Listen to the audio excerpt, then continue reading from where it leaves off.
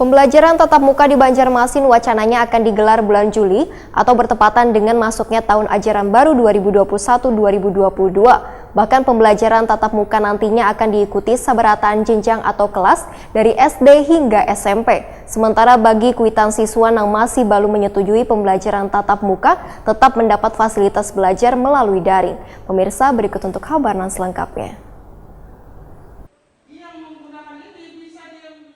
Pembelajaran tatap muka di Banjarmasin wacananya akan digelar bulan Juli atau bertepatan dengan masuknya tahun ajaran baru 2021-2022. Kepala Dinas Pendidikan Banjarmasin Toto Agus Daryanto, Waitokoni Prima TV Jelang Tengah hari Senin 21 Juni 2021 memadahkan pembelajaran tatap muka di Banjarmasin menyesuaikan dengan SKB 4 Menteri tentang panduan penyelenggaraan pembelajaran di masa pandemi COVID-19.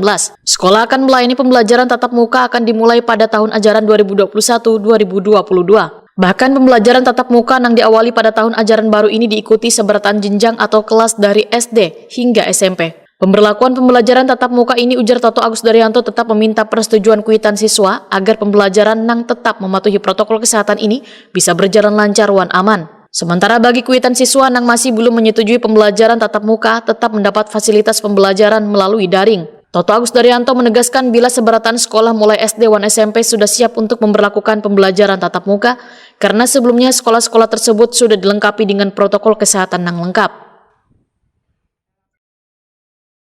Jadi pembelajaran tatap muka ini bukan berarti semuanya seperti normal seperti biasa, enggak, tetap terbatas pertama adalah waktunya, terbatas kedua adalah jumlah yang mengikuti pembelajaran.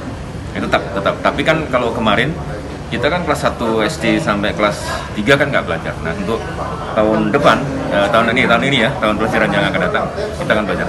Berarti seluruhnya, Pak? Ya, semua jenjang. Pak, yang pian lihat di sekolah itu persiapan itu seperti apa, Pak? Ya, sebenarnya kalau persiapan kan mereka sudah pengalaman ini. Tapi walaupun dia terbatas kan, sekarang kan dia baru kelas 4 dan 5. Nah, tinggal nanti melebarkan aja. Insya Allah mereka siap semuanya untuk ya.